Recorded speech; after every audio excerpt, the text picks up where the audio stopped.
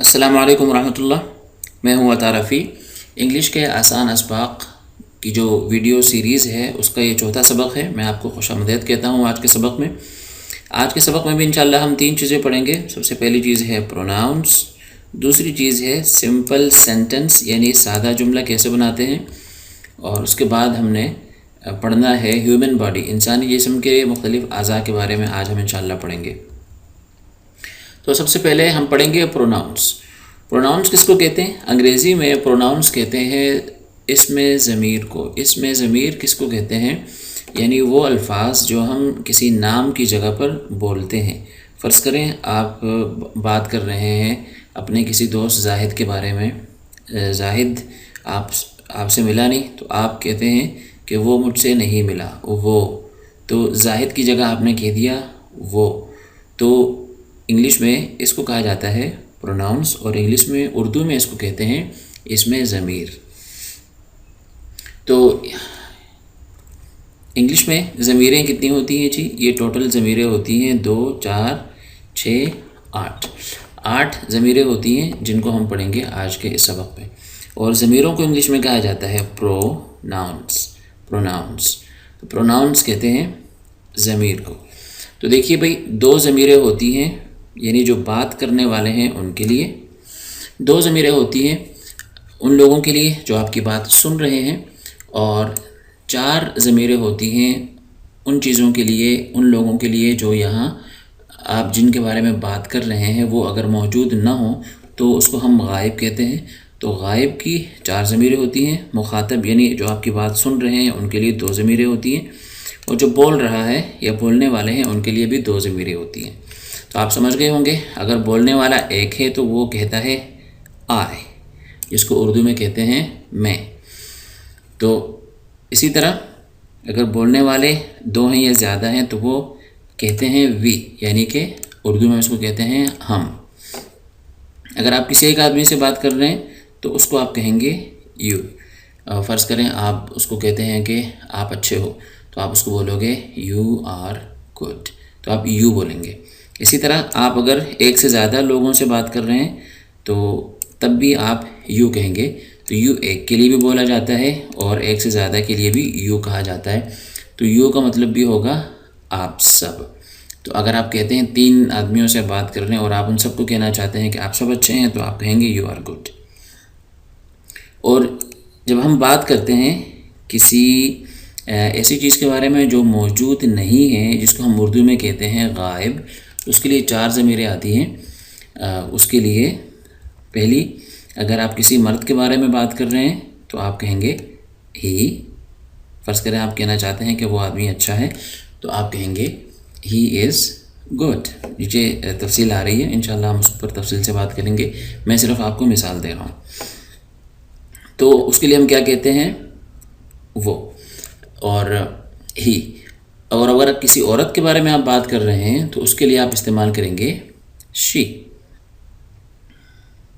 इसी तरह आप अगर किसी बेजान या जानवर के बारे में बात करना चाह रहे हैं तो उसके लिए आप कहेंगे इट।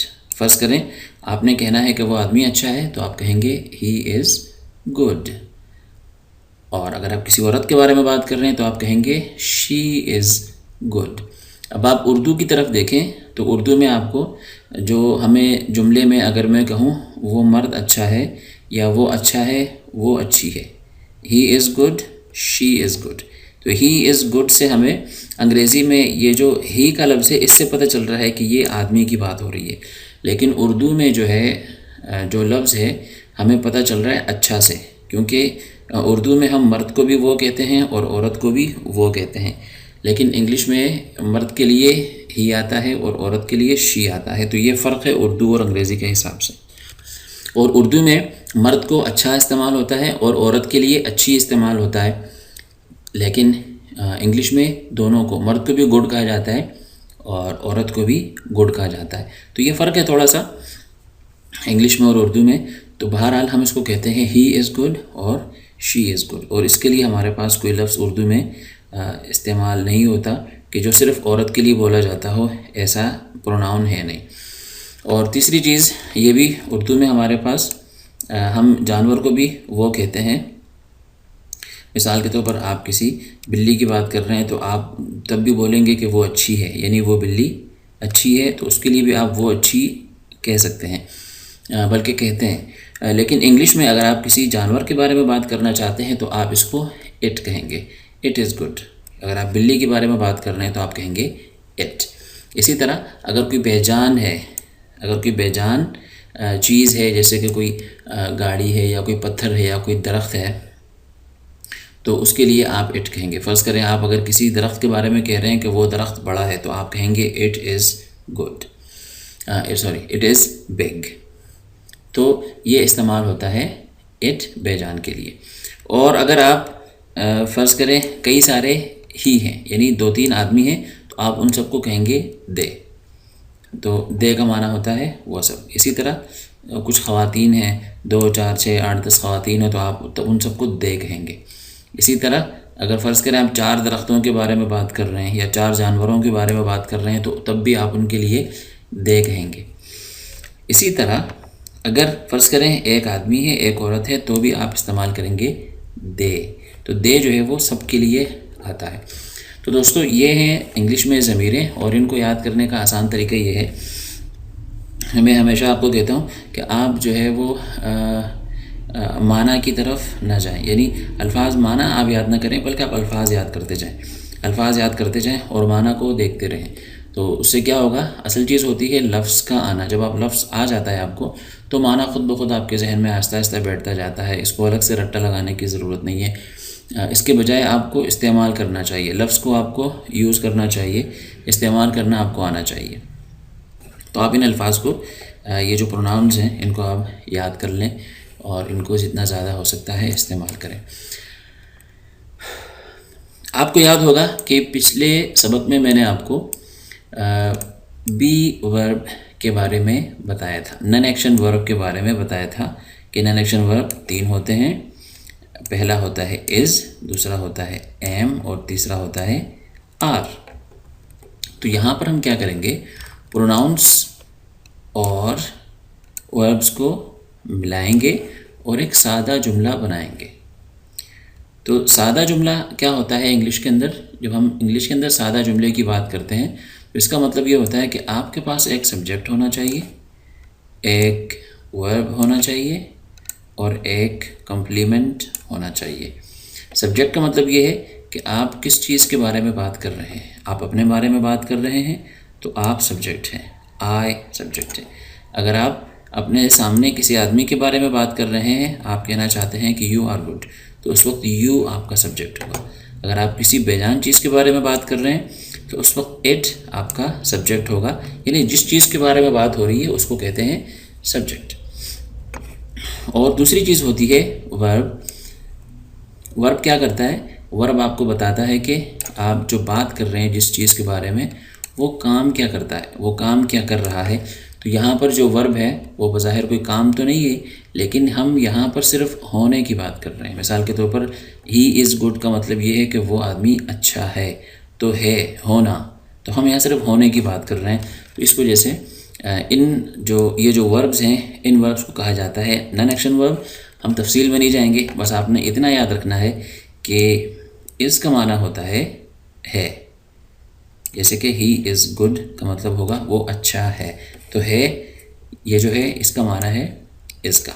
इसी तरह एम का माना उर्दू में हम करते हैं हूँ, जैसे कि आई एम गुड का मतलब होता है मैं अच्छा हूँ, तो हूँ जो हमें माना दे रहा है वो है एम। और तीसरी चीज़ है आर, आर का माना होता है हैं, तो यू आर गुड का माना होगा आप अच्छे हैं। तो हमने समझ लिया कि सब्जेक्ट क्या होता है और वर्ब क्या होता है। तो तीसरी चीज़ हमें लगानी होती है, जुमला बनाने के लिए हमें सब्जेक्ट और वर्ब के साथ एक कम्प्लीमेंट लगाना होता है। कम्प्लीमेंट का माना होता है कि ऐसे अल्फाज जो जुमले को पूरा कर दें। तो यहाँ पर मैंने एक कम्प्लीमेंट लगाया है एट होम, जिसका मतलब है घर पर। तो आई एम एट होम। तो ये बात याद रखिएगा कि आई के साथ हमेशा जो वर्ब आएगा वो होगा एम। कम्प्लीमेंट सबके साथ मैंने एक ही लगाया है, बस वर्ब आपके बदलते जाएंगे। वी के साथ आता है आर और दोनों यू के साथ आता है आर, और ही शी इट, ये जो तीनों हैं इनके साथ आता है इज़, और दे के साथ आता है आर। तो आपने सब्जेक्ट और वर्ब भी आपने समझ लिए। तो एक दफ़ा पढ़ लेते हैं इन जुमलों को। आई एम एट होम, मैं घर पर हूँ। वी आर एट होम, हम सब घर पर हैं। यू आर एट होम, आप एक शख्स या आप एक लड़की घर पर हो, आप एक औरत घर पर हो। अगर आप किसी लड़की से बात कर रहे हैं तो भी आप यू कहेंगे, किसी लड़के से बात कर रहे हैं तो भी आप यू कहेंगे। इसी तरह अगर आप के सुनने वाले बहुत सारे लोग हैं, आप कई लोगों से बात कर रहे हैं तो आप भी यू कहेंगे, यू आर एट होम, आप सब लोग घर पर हो। इसी तरह अगर आप कहना चाहते हैं कि वो एक आदमी घर पर है, उसके लिए आप कहेंगे ही इज़ एट होम। वो एक औरत घर पर है, she is at home. It is at home. फ़र्ज़ करें आप किसी किताब के बारे में बात कर रहे हैं, कोई कहता है कि आपकी किताब कहाँ है, तो आप कहते हो इट इज़ एट होम, यानी मेरी किताब घर पर है, घर पर रखी हुई है। इसी तरह आप बात कर रहे हैं बहुत सारे लोगों की जो यहाँ मौजूद नहीं है, तो तब भी आप कहेंगे दे आर एट होम। तो आपने देखा कि इंग्लिश में किस तरह हम एक सादा जुमला बनाते हैं और किस तरह हम एक आसानी से एक छोटा सा जुमला बना लेते हैं। तो पिछले क्लास में आपने पढ़ा था कि दिस और दैट के बारे में पढ़ा था कि this is a cat, this is a bag, these are boys, इस तरह के जुमले आपने बनाए थे। तो इस सबक में हमने क्या किया है, जो प्रोनाउंस थे उनको हमने दिस और दैट से तब्दील कर दिया है। I, we, you, he, she, it और दे के साथ हमने तब्दील कर दिया है।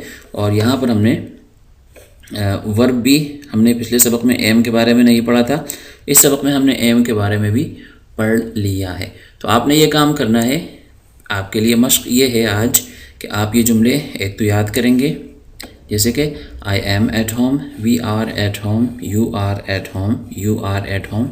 इसी तरह आखिर तक आपने ज़बान पर लाने हैं इन जुमलों को। जब ये जुमले आपकी ज़बान पर आ जाएं तो जुमले बोलते हुए आपने ये भी करना है कि आपको पता होना चाहिए कि मैं क्या रहा हूँ। अगर आप कह रहे हैं कि आई एम एट होम, तो आपके जहन में ये हो कि हाँ, इसका मतलब है मैं घर पर हूँ।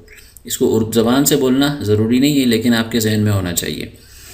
और दूसरी बात यह कि पिछले सबक में मैंने आपको बताया था कि हम नेगेटिव और क्वेश्चन कैसे बनाते हैं। नेगेटिव और क्वेश्चन बनाने का मैंने आपको तरीका सिखाया था, तो आपने यहाँ पर भी इसको नेगेटिव और क्वेश्चन बनाना है। फ़र्ज़ करें आपने पढ़ा यू आर एट होम, तो आप इसका नेगेटिव बनाएंगे you are not at home, आप घर पर नहीं हैं। और तीसरा जुमला है question, are you at home, क्या आप घर पर हैं। तो इस तरीके से आप प्रैक्टिस करेंगे। अगर आपने पिछले सबक समझ लिया है तो आपके लिए कोई मुश्किल नहीं होनी चाहिए। लेकिन अगर आपको परेशानी हो रही है, आपसे जुमले नहीं बन पा रहे हैं, तो मैं आपसे ये कहूँगा कि आप जाइए और पिछली क्लास दोबारा एक दफ़ा देख लीजिए।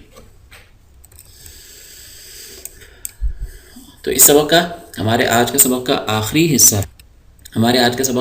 हिस्सा है वोकैबुलरी ह्यूमन बॉडी। वोकैबुलरी लफ्ज़ के बारे में आप पढ़ चुके हैं। वोकैबुलरी, वोकैबुलरी का माना होता है अल्फाज माना। ह्यूमन बॉडी, ह्यूमन बॉडी इंसानी जिस्म, बॉडी कहते हैं जिस्म को और ह्यूमन कहते हैं इंसानी। तो ह्यूमन बॉडी का मतलब होगा इंसानी जिस्म। तो आज के सबक में मैंने वो अल्फाज लिखे हैं जिनका ताल्लुक़ इंसानी जिस्म के साथ है, तो पढ़ लेते हैं इसको। आर्म, आर्म कहते हैं बाजू। बैक, बैक कहते हैं कमर को। ईयर्स, ईयर्स, ईयर्स कान को कहते हैं। क्योंकि कान दो होते हैं तो आखिर में एस आप लगा सकते हैं। अगर आप एक कान के बारे में बात कर रहे हैं तो आप कहेंगे ईयर। इसी तरह ये भी जमा है आइज़, तो दो आँखों को कहेंगे या कई आँखों को कहेंगे आइज़ और एक आँख को कहेंगे आई। फेस चेहरा। फीट दो या ज़्यादा पाँव और एक पाँव को कहते हैं फुट। मेरे ख्याल में नीचे कहीं आ रहा है, ये रहा। तो एक पाँव को कहते हैं फुट और दो या ज़्यादा पाँव को कहते हैं फीट।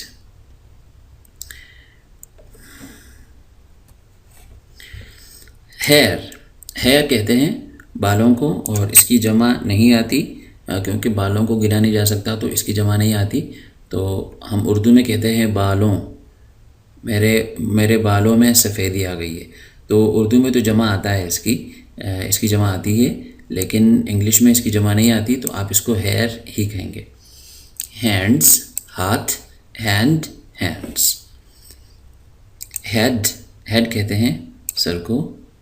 यहाँ पर जो के है ये साइलेंट है, तो हम इसको पढ़ेंगे नीज कहते हैं घुटने। लेग टांग और लेग्स टांगे। माउथ कहते हैं मुंह। नेक कहते हैं गर्दन। नोज।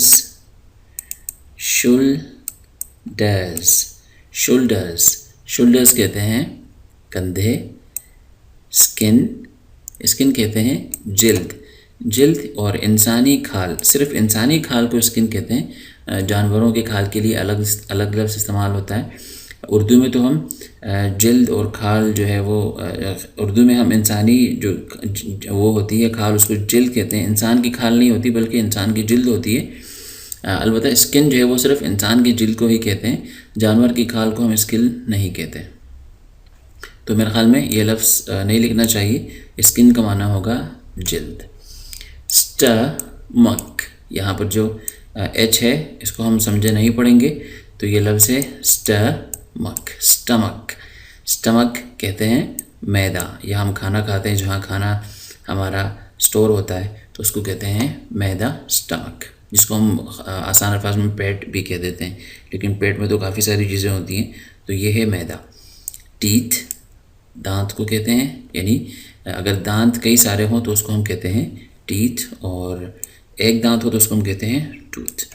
बिल्कुल इसकी तरह जब हम फुट और फीट की बात कर रहे थे, तो फुट और टूथ का मतलब होगा एक दांत और एक पाँव, और फीट और टीथ का माना होगा दो पाँव या बहुत सारे दांत, या बहुत सारे पाँव या बहुत सारे दांत। थम, यहाँ पर जो बी है ये साइलेंट है, इसको हम पढ़ेंगे थम। एम पर हमारा लफ्ज़ पूरा हो जाएगा। थम हाथ के अंगूठे को कहते हैं। उर्दू में हम हाथ और पाँव दोनों के अंगूठे को अंगूठा कहते हैं, लेकिन इंग्लिश में हाथ के अंगूठे को कहते हैं थम, और पाँव के अंगूठे को कहते हैं टो। तो ये लफ्ज़ है टो। इसी तरह ये जो यू ई है इसको हम नहीं पढ़ेंगे, तो इसको पढ़ेंगे टंग इंग्लिश में कहते हैं ज़बान को। एक ज़बान तो वो होती है जो बोली, जिसको हम कहते हैं बोली या बोल चाल, तो उसको भी ज़बान कहते हैं, लेकिन उस ज़बान के लिए इंग्लिश में लफ्ज़ आता है लैंग्वेज। आपने सुना होगा इंग्लिश लैंग्वेज, तो इंग्लिश लैंग्वेज का मतलब होगा इंग्लिश बोली, इंग्लिश बोल चाल, इंग्लिश बोली जाने वाली ज़बान। लेकिन ये उस ज़बान को कहते हैं जो मुंह के अंदर होती है, जो गोश्त का टुकड़ा होता है, उसको कहते हैं टंग। और ये है एल्बो कहते हैं कोहनी को। तो दोस्तों ये था आज का सबक। आज के सबक में हमने 3 चीज़ें पढ़ी हैं। सबसे पहले हमने पढ़ा है प्रोनाउंस के बारे में, और उसके बाद हमने पढ़ा है एक सादा जुमला कैसे बनाया जाता है अंग्रेज़ी के अंदर, और तीसरी चीज़ हमने आज पढ़ी है ह्यूमन बॉडी, इंसानी जिस्म के मुख्तलिफ अज़ा के बारे में आज हमने समझने की कोशिश की है। तो दोस्तों ये था आज का सबक। तो अगले सबक में मिलते हैं, तब तक के लिए मुझे इजाज़त दीजिए। अल्लाह।